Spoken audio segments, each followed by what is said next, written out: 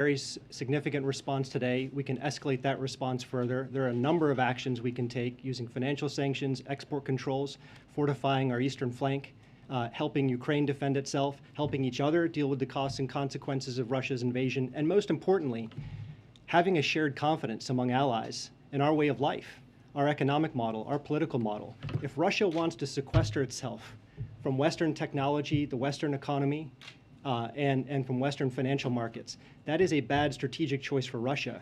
But we're going to step up in solidarity to advance our values and principles. Thanks. You mentioned that sanctions are meant to deter and prevent, but the fact of the matter is the sanctions you're announcing today and announced last night did not deter or prevent Russia's actions yesterday and over the weekend. What gives you any confidence that the remaining sanctions that haven't been imposed yet can deter or prevent a further Russian invasion and aggression in Ukraine? Well, look, it's day one, and President Putin has choices to make. We have choices to make. Our job is to manage risks and to impose consequences for a further escalation of this conflict by President Putin. We can do that through financial sanctions. We can do that through export controls. We can do that through fortifying NATO's eastern flank. We can do that through providing defensive assistance to Ukraine. We can do that by being prepared for any energy market impact that occurs from Russia's choices. Those are the choices that are within our disposal. And let me just take a step back and talk about sanctions. You know, we have principles that matter in terms of how we design a sanctions package. They need to be powerful enough to demonstrate our resolve and the capacity to impose overwhelming costs. They should be calibrated such that we can maximize coordination with our allies and partners. They should maintain flexibility so we can escalate or de-escalate depending on what Putin does. They should be responsible so that we avoid unwanted spillovers to the US and global economy. And they need to be sustainable. They work over time, not on day one. We just got to do the last one. Okay, can you tell us why Putin himself was not sanctioned? I know you tried to just gonna explain ask it, a because question. what you are doing is like... You got a question last week, so we're just trying to diversify it a little bit. I just want him to clarify. Simon, can you let Weijia ask a question? Thank you. Go ahead, Weijia. Thank you. I know that you just talked about all the actions that you're taking to counter any oil shortages that might drive up gas prices. But today, the president himself was very blunt about how they could impact Americans. So can you just give us a sense of when Americans might feel a difference when they fill up their gas tanks? And then secondly, to follow up on what Zeke was just asking, both you and the president said today that these sanctions will be in response, will be if Putin escalates, you will escalate. So that sounds like they are going to be in response now and not meant to deter. So do you still view them as being a deterrence, or are they just a punishment at this point? Yeah, so the first question on energy markets and the impact of our actions and when they'll take effect in markets. Look, again, I don't want to go into specifics, but there are actions that energy consumers can take with their strategic reserves. There are actions that energy producers can take in terms of their spare capacity. There are actions that energy producers can undertake to increase their production of energy in the current circumstance. And I'm not going to give you a timeline, but the collective power of those actions and all the other tools and authorities that are at our disposal, plus diplomatic maneuvers that are at our disposal, collectively, we think will be effective in bringing down the price of gas and the price of oil. He will come back, I promise, and I promised he would not be too late for his meeting. So thank you so much for joining us. Okay. I apologize to those of you who did not get questions from Dilip. We will have him back, and we will make him available in other capacities as well to all of you. I have one very unrelated but still very important item for you at the top, and then we'll get back to our discussion. Today in Arizona, Interior Secretary Deb Haaland announced the Interior Department's plan to fulfill settlements of Indian water rights claims using historic funding from President Biden's bipartisan infrastructure law. The infrastructure law provides $2.5 billion to implement the Indian Water Rights Settlement Completion Fund, which will help deliver long-promised water resources to tribes and a foundation for future economic development for entire communities dependent on common water resources. Following feedback from the tribal consultations, the department will allocate $1.7 billion this year alone from the infrastructure law to enacted settlements that have outstanding federal payments necessary to complete their terms. With that, Zeke, why don't you kick us off, and we will get around to as many people as possible, and I realize it's already late. Go ahead. Thanks, Jen. How do you walk us through the events of the last 24 hours? Last night, a senior administration official on a background call with reporters briefed them on the administration's response and said that Russia's occupied these regions since 2014, and that Russian troops moving into the Donbass would not itself be a new step, and didn't use the word invasion. This morning, Deputy National Security Advisor said invasion. The president is using invasion. What changed in the last 24 hours? What did you see on the ground that changed the U.S. government's assessment of what is actually happening in Eastern Ukraine?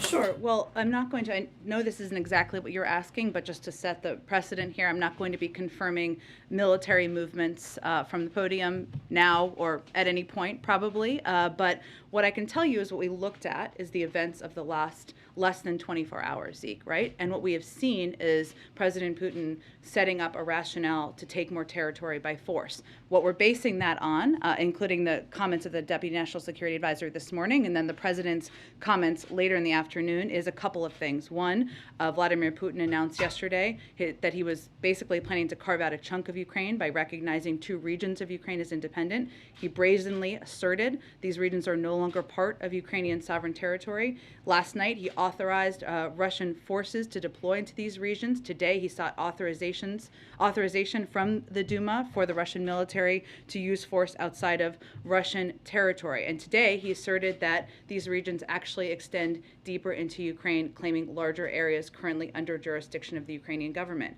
So what we're seeing there, and as for anybody who read or paid attention to his lengthy speech last night, is the rationale to go much further. That is what we are also watching very closely. And for this combination of reasons, we see this as the beginning of a further invasion of Ukraine. But we look at and we assess over the course of a short period of time.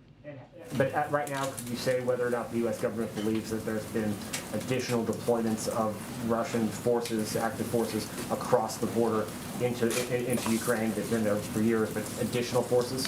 I'm not going to get into military assessments of military movements from here.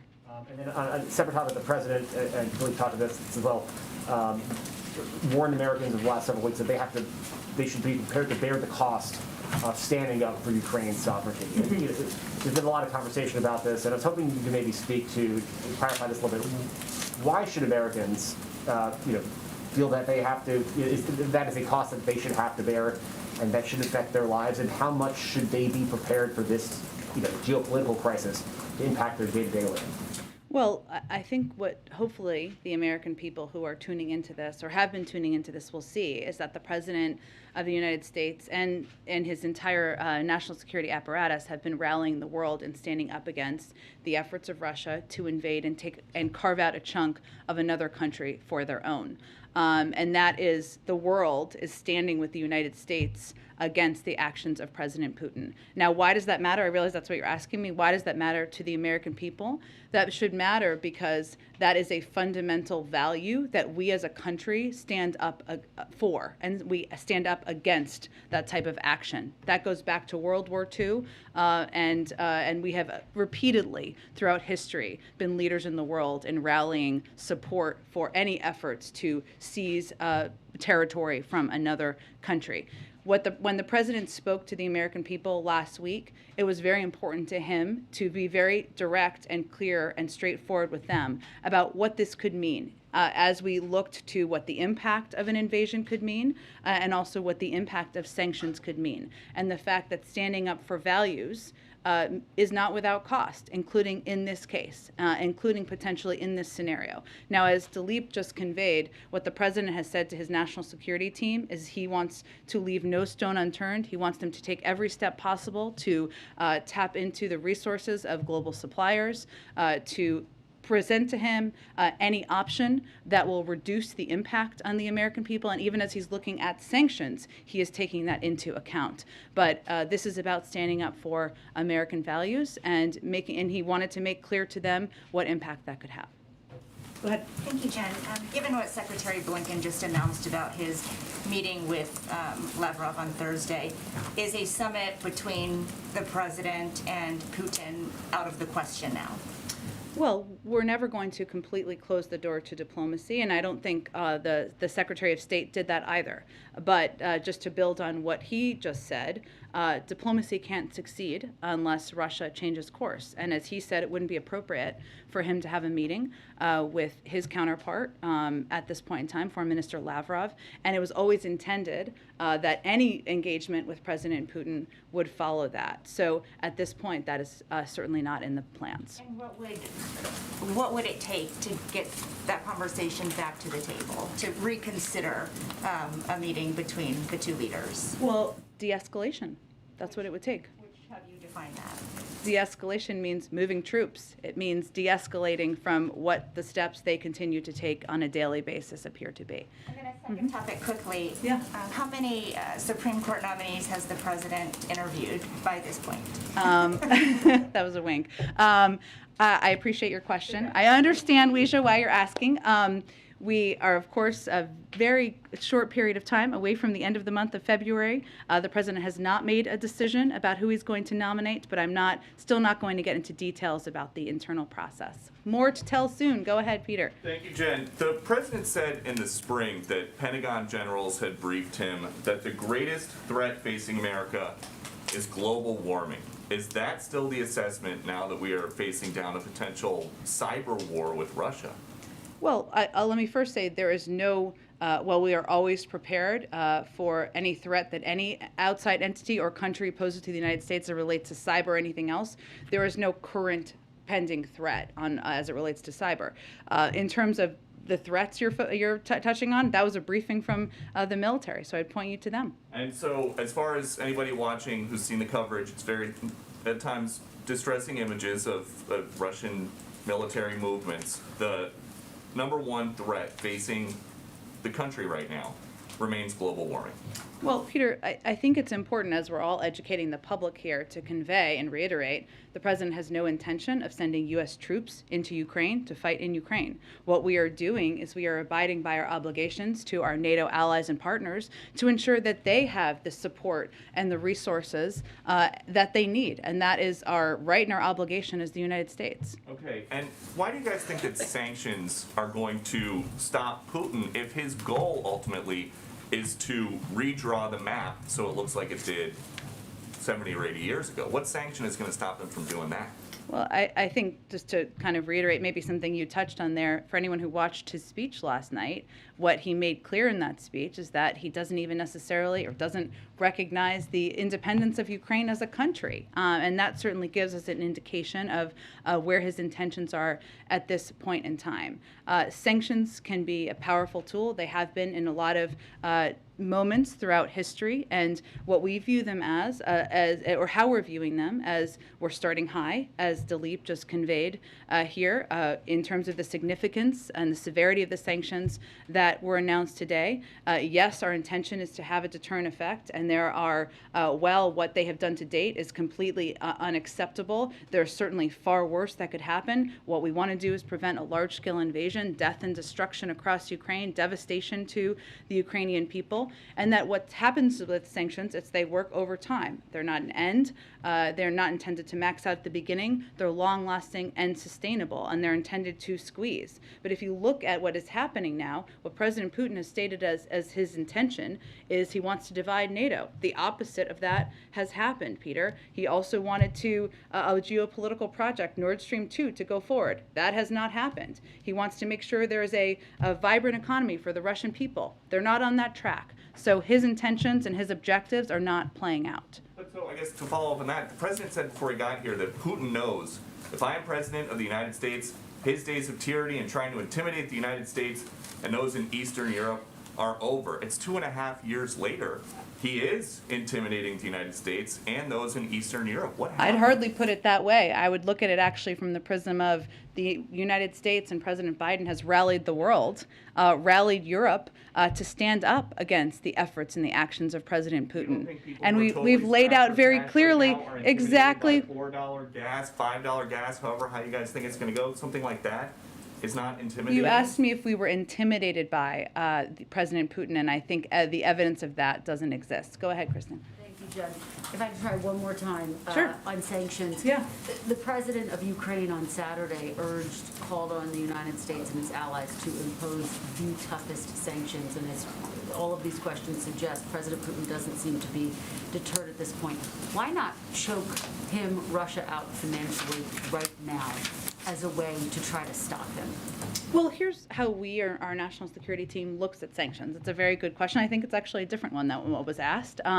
Is we look at them for a couple of purposes. One, not that they are going to be an end on their own. Just the announcement of sanctions is not going to have the immediate impact. They're not intended to work that way. They're not intended to max out at the beginning. This is why we've always intended to have a range of sanction steps that we could plus up to or escalate to if his behavior and his actions continue to be escalatory. And also, if we do all the sanctions now, what is the deterrent effect or impact of preventing him to take further action? That is what the conversation we've been in with the global community, and that is how we've been approaching it to date.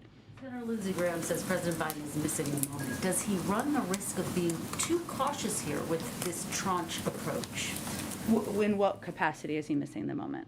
Did Senator Graham say? I'll read you the entire Okay, go ahead. This is a critical moment in history. President Biden is not seizing the moment. The sanctions outlined are woefully Did he say that inadequate. before or after we announced the sanctions? He's been saying this consistently. Well, look, I think it's an important question because what the president announced was the sanctioning of two enormous financial institutions that is essentially going to make it more difficult for people close to President Putin and in the Russian elite to do business. And this is just the beginning. When do you think they'll start to feel the impact? When will they feel the bite?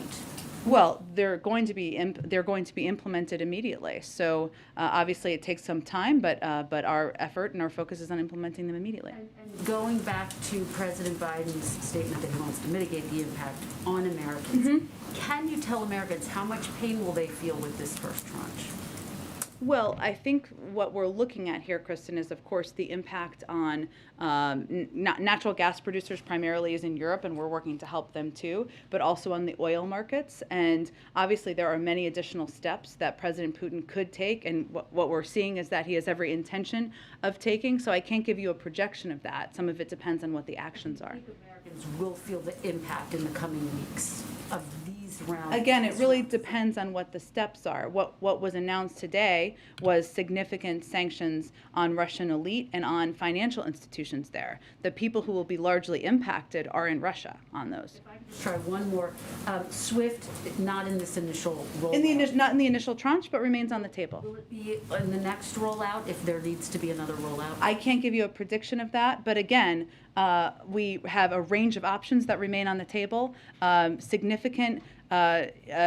would have a significant and devastating impact on the Russian economy. We've already seen in the Russian economy the impact on inflation there and on the markets there of the expectation of these sanctions. But all of those options remain on the table, and I can't make a prediction of what's next. Go ahead. The president today used words like bizarre and twisted to describe Putin's remarks. Does the administration believe on what they saw in this speech yesterday, or in the last 24 hours, if you will, that Putin has shown some kind of change in his state of mind and his demeanor?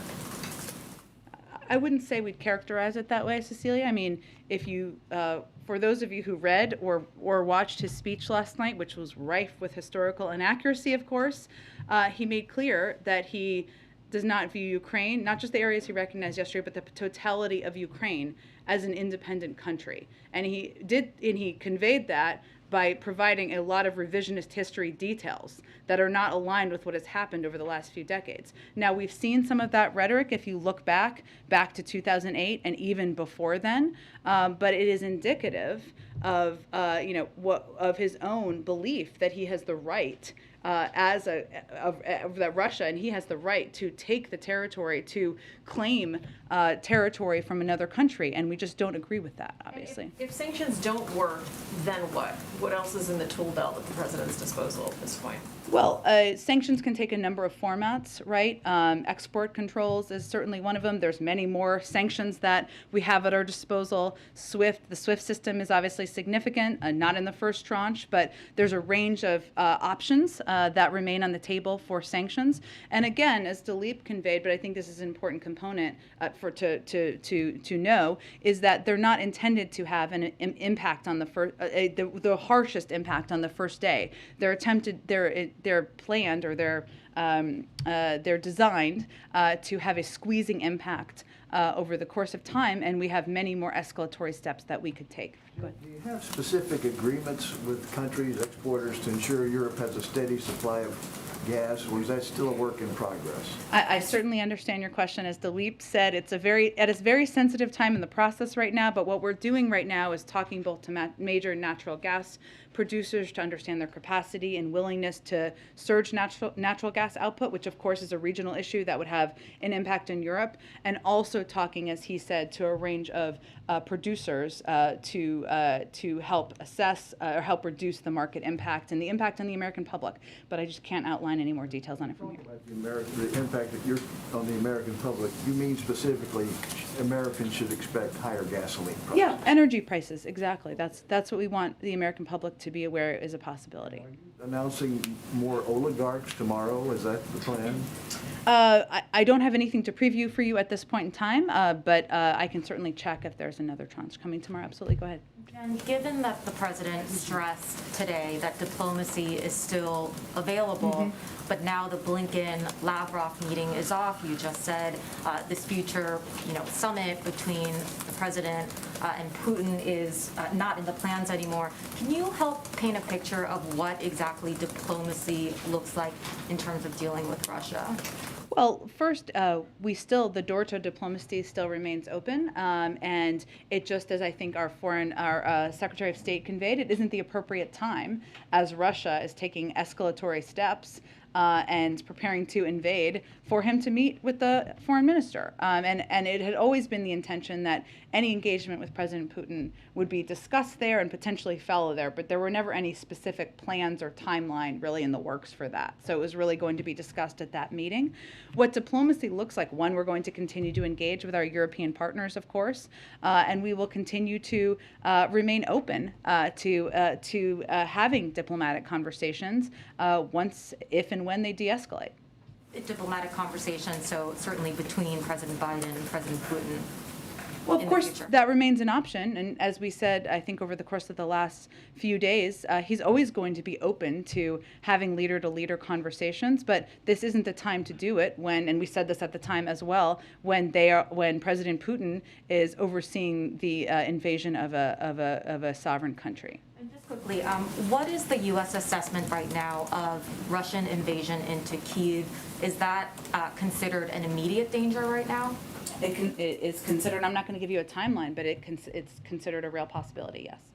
Go ahead. Thanks.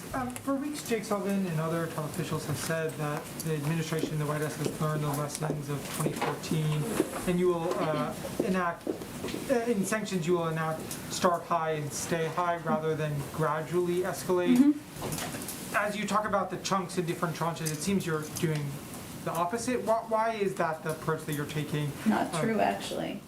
We actually didn't sanction these type of financial institutions back in 2014, and it took several weeks to sanction these type of institutions. But more in terms of the theory of the case, that instead of doing it in pieces where you start and then continue to add on, the lessons that Jake and others have signaled was that you start high and stay high instead of doing it more piecemeal. Well, that's exactly what we're doing. So the announcement that was made today about these financial institutions is more significant than what was done in 2014. And we would only build further from here. So that is starting high and staying high. Go ahead. What Russian actions would trigger the fullest extent of U.S. sanctions? I'm just not going to detail what exact reaction will be to each action. Obviously, we have a range of options at our disposal. They're all remain on the table, and our preference is, of course, de-escalation, not instituting more sanctions. Is the administration confident that sanctions and export controls can or will be enough to deter Putin? And can you go into any more detail about what those export controls might look like? I can't go into more specifics, just a range of options are on the table, and obviously export control actions would have a significant additional impact on the economy there. In terms of, tell me your first part of your question again? Oh, yeah, just is the administration confident that sanctions and export controls can deter Putin? Are they enough? Part of what sanctions are is they're intended to be a deterrent, but they are also intended to have a squeezing significant impact on the economy that is felt over a sustainable period of time that makes it more difficult to continue those behaviors and those actions. They're not intended or designed to be an end when they're initially announced.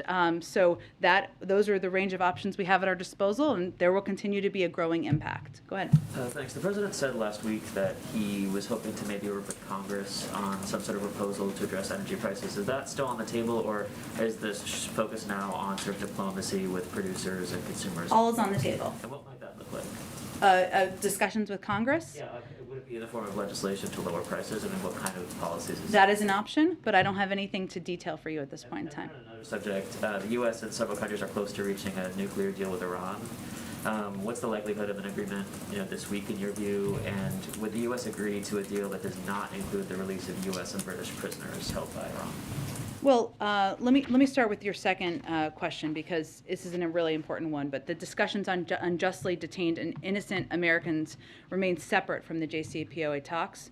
As Special Envoy Malley has reiterated, it's very hard for us to imagine getting back into the nuclear deal or agreeing to kind of a new iteration of the deal, to the point of your question, while 4 innocent Americans and others are being held hostage by Iran. It's really a matter of urgency to bring the detainees home. We want it to be resolved immediately, but it is happening through a separate channel, those conversations. In terms of the status of the JCPOA talks, we have made substantial progress, or substantial progress has been made over the last week or so, and is continuing to be made.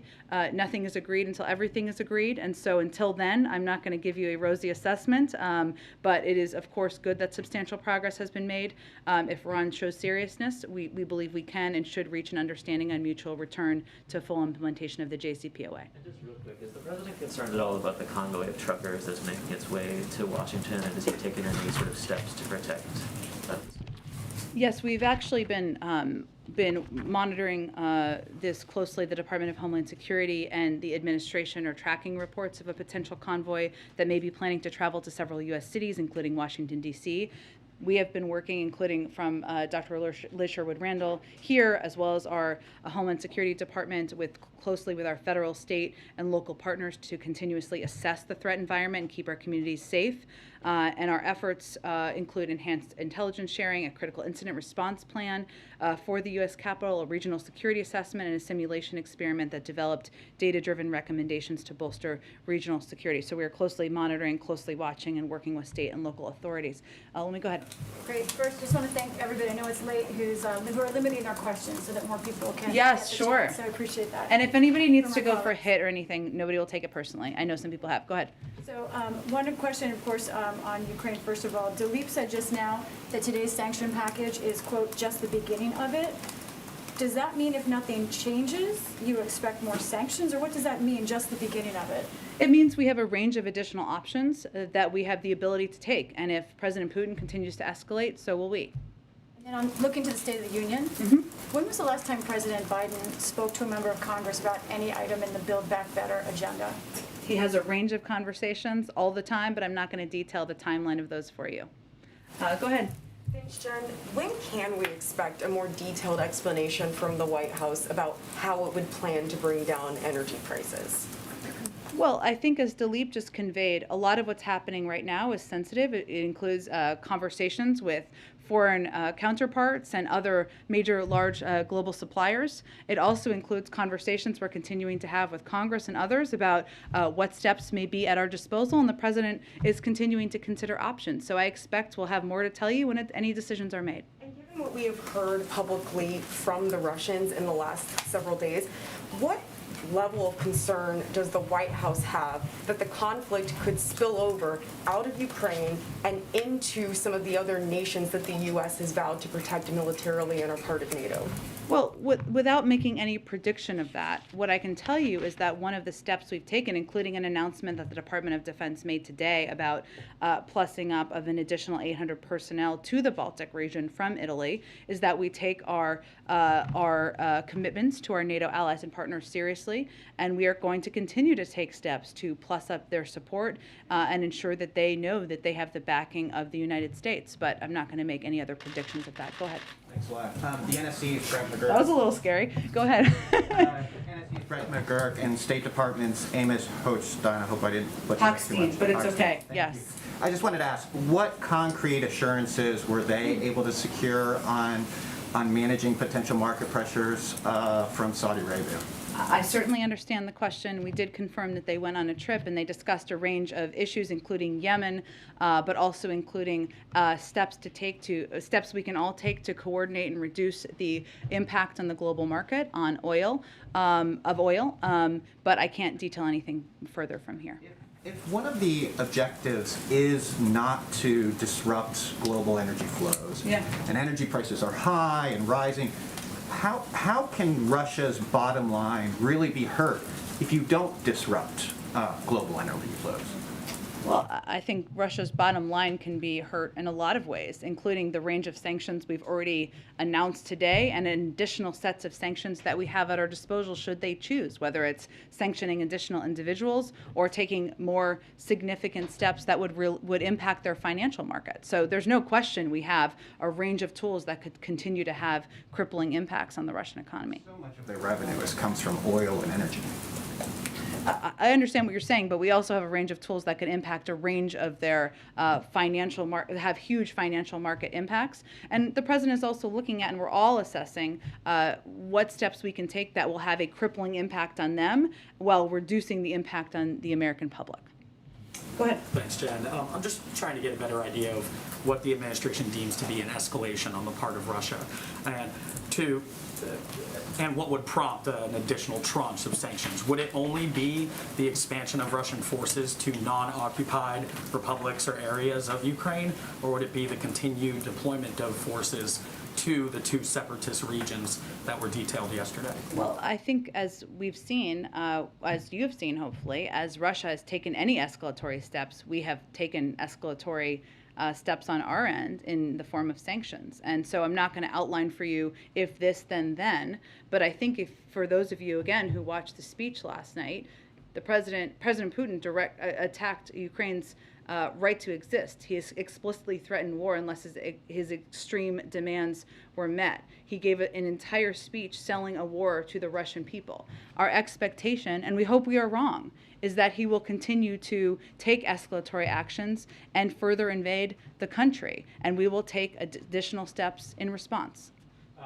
Is the administration preparing any sort of measures for Ukrainians already in the United States, such as TPS or any other sort of immigration protections for those who might not want to go back? Sure, I don't, obviously those decisions or assessments are made by the Department of Homeland Security. I can't make a prediction of that at this point in time. Obviously what we are doing on the ground is trying to provide a range of economic, humanitarian, and security assistance to the Ukrainian government. I understand you're asking about people who are here, and obviously we are preparing for the potential for major humanitarian outflows that could go into Europe and have a range of needs. And so that is also something we are closely tracking. We are also poised to increase our support to the people of Ukraine should additional humanitarian needs arise. Our response would be based on assessment of the needs, our partners' emergency appeals, in coordination with our European allies and partners. But we are assessing the humanitarian situation on the ground very closely, and we're going to continue to engage with allies and partners about any humanitarian needs that escalate and refugee outflows if they are to continue to occur. Given we're getting close to the deadline, are SCOTUS interviews done at this point? I know it's all in process, and I know, but are they done at this point? The long national process will soon be over, so that's the good news. I'm not going to detail the status, but I can tell you that the president has not made a decision yet, but we remain on track for him to make a decision and make an announcement before the end of the month. Go ahead. Thanks, Jen. I know you said you didn't like military questions too much, but... No, I love military questions. I'm just not going to outline military movements from here. Okay, fine. Because one kind of salient aspect of this whole thing has been actually the openness of the US in giving military details about what the Russians are up to. So I'm wondering if you can go a little further with that. It seems important that people don't really understand, like, these, the so-called peacekeepers, like, how many are there? Are they in Donbass now? Is it a handful of people? Is it a few guys with, like, jeeps? Or is it tons of tanks, missiles? But I don't think Americans really have a good idea of what it is, what this invasion actually consists of. Sure, Right now. and I appreciate. And another question would be, there's obviously no U.S. trainers in Ukraine anymore. But will this military training relationship continue in a third country?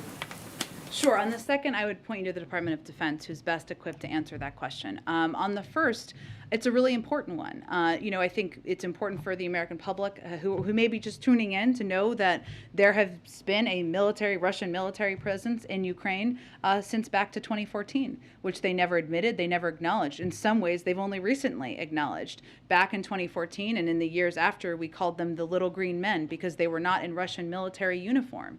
Now we know that they are all over eastern Ukraine, and they are, not in uniform, they are behaving just like Russian military would be behaving.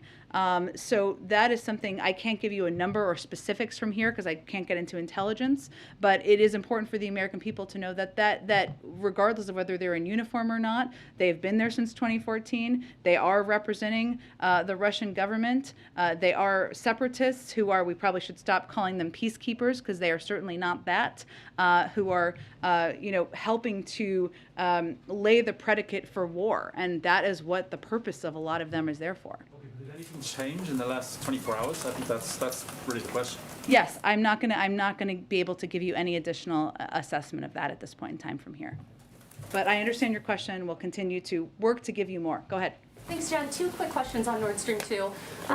The first is, the deputy director just said that stopping Nord Stream 2 relieved Europe of a geostrategic chokehold that Russia would have had on them. So if Nord Stream 2 going online was such a threat, why in May did the president waive sanctions on the company and the chief executive behind it? And my second question is there a concern that Nord Stream 2, if Russia were to make concessions or retreat in some way, that might open up the door to Nord Stream 2 going back online? Or is it your understanding that it is dead no matter what Russia does?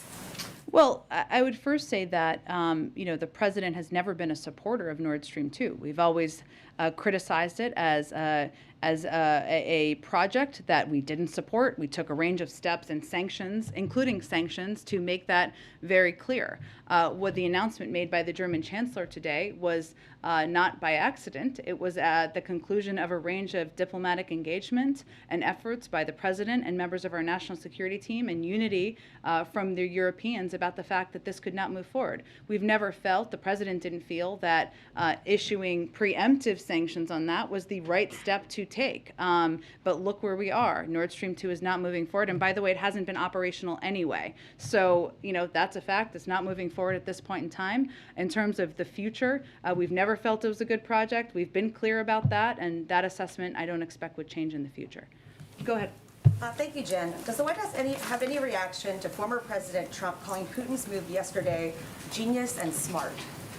Well, as a matter of policy, we try not to take advice from anyone who praises President Putin and his military strategy, which I believe is what happened there, expresses an openness to lifting sanctions about the seizing of territory in Crimea, or at any point in time told leaders of the G7 that Crimea is a part of Russia, regardless if they are a former president. So there's a bit of a different tactic, a bit of a different approach, and that's probably why President Biden and not his predecessor was able to rally the world and the global community in taking steps against Russia's aggression.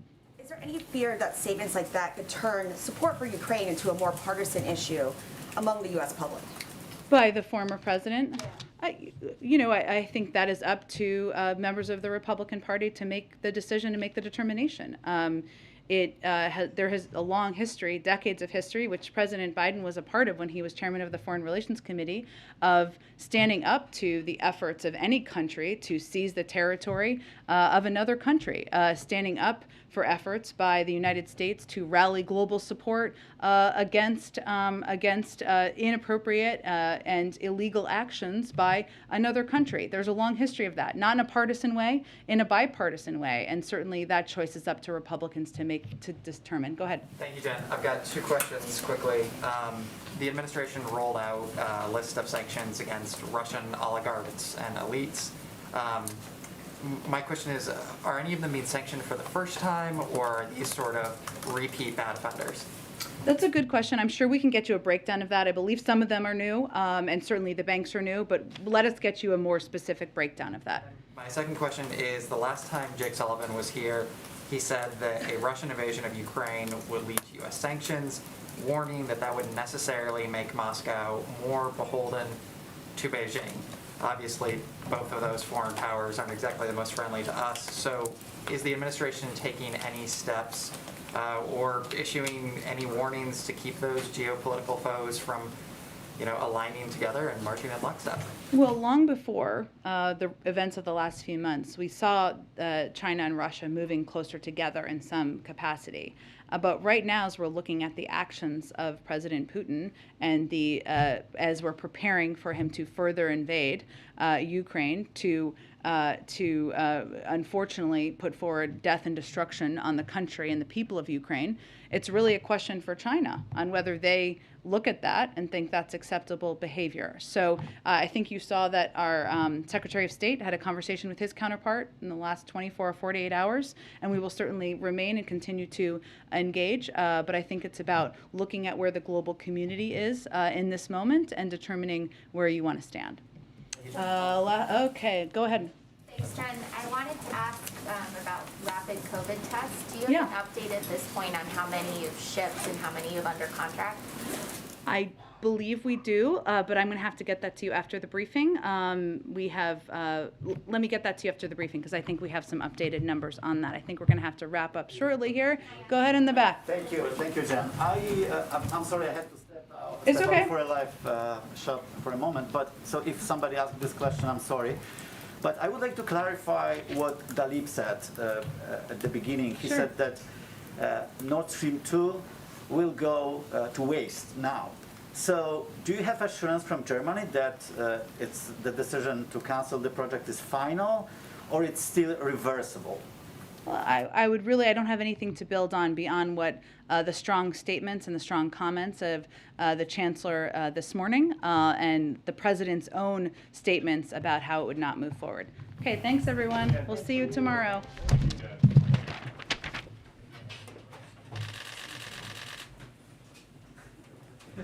There's a ghost photographer in the walls. Where's Doug Mills? Is he back there?